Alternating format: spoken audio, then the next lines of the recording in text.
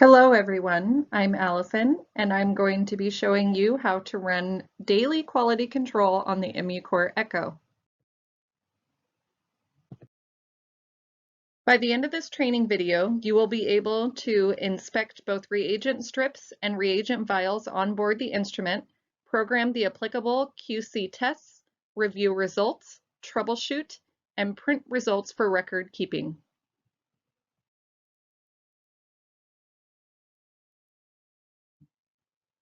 Before you begin, make sure the instrument is ready. Make sure there are no patients running and the instrument is initialized and any maintenance tasks have been completed. QC is performed daily after maintenance and on new lots of reagents.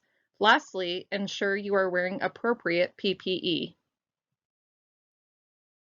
To get started, remove the reagent racks from the instrument and check each vial for expiration dates, onboard dates, and the reagent level.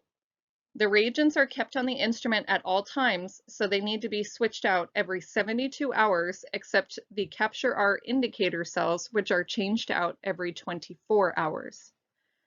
Load your reagents and make sure to add a stir ball to any reagents containing cells.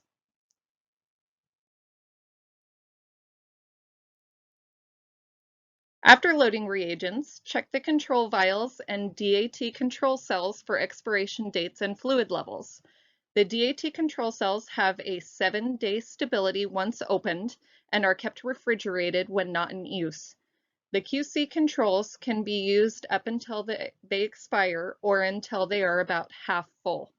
Both the QC controls and the DAT check cells need to reach room temperature before starting the QC. The QC control vials need to be centrifuged just as you would patient samples. Load the DAT check cells on the reagent side of the instrument and the control tubes on the patient side of the instrument and make sure to remove the caps.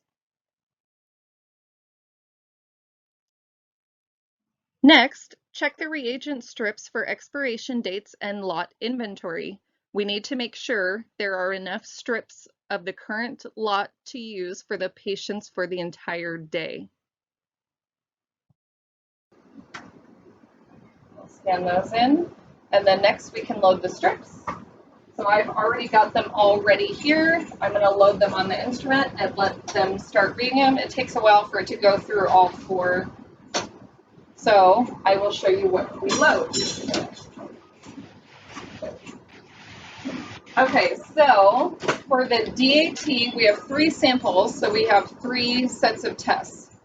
For the DAT, it's going to be these Capture-R select cells, and these actually only use 2 wells per test, so we only need 1 strip. Next, we have our reagent Capture-R ready screen cells. These are screening cells, and each strip for these is good for 2 patients. So we need 2 strips because we have a total of 3 tests. And then we load these guys, which are CMTs. This is for our blood grouping, and each strip is for 1 patient, so we have to load 3 of these. So an easy way to remember all of that, I set them up first DAT, screening cells, and CMT, and then I know it goes 1 strip, 2 strips, 3 strips. That's how I remember that, and that's easier that way.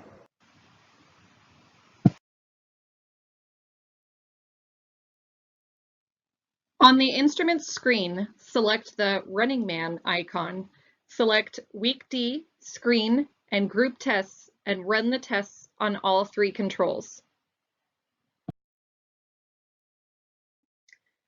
Once complete, review the results and ensure the controls match the expected reactions.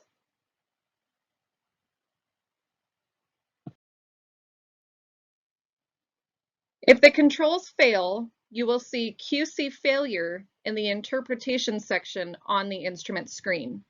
If this happens, check the fluid level in the QC control vials. If they are about half full, run QC again using new controls. Also, check the reagents containing cells and make sure they have stir balls. If QC continues to fail with new controls and the cell reagents checked, it may be necessary to call service for further troubleshooting.